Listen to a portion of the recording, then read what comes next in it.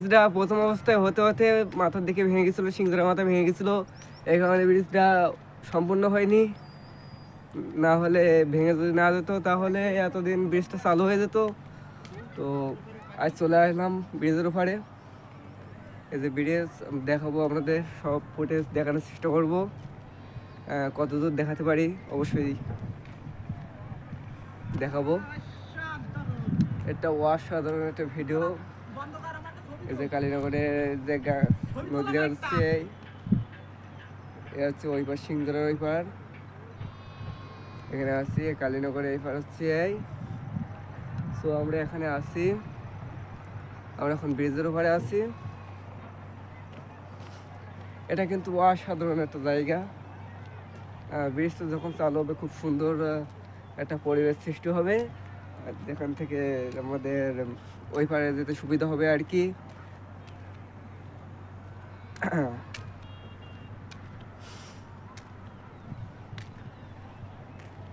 নদী, হ্যাঁ। ও লালা, সেই স্বাদ আর সেই রকম স্বাদ লাগতেছে এখন এই ব্রিজের উপরে আসে। সো ব্রিজের উপরে চলে আসলাম। আমি আর আমার দাদা আইছি। আরে ভাই, আমরা কেবল একেবারে নদীর মধ্য প্রান্তে চলে আসছি।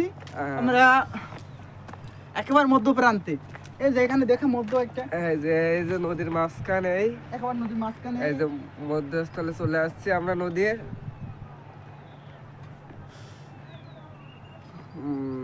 ফেলাই নি জানো। সো এবার আমাদের নেমে যেতে হবে। সো আমরা একটু পরে নেমে যাবো, সন্ধ্যা হয়ে যাচ্ছে এখানে। আর ব্রিজটা চালু হয়নি, এজন্য ভিডিও বানালাম আর কি। আমরা আমাদের সাপোর্ট করলে আমরা ব্রিজটা চালু হওয়ার পরে চলে আসতে পারবো, ঠিক আছে, সমস্যা নেই।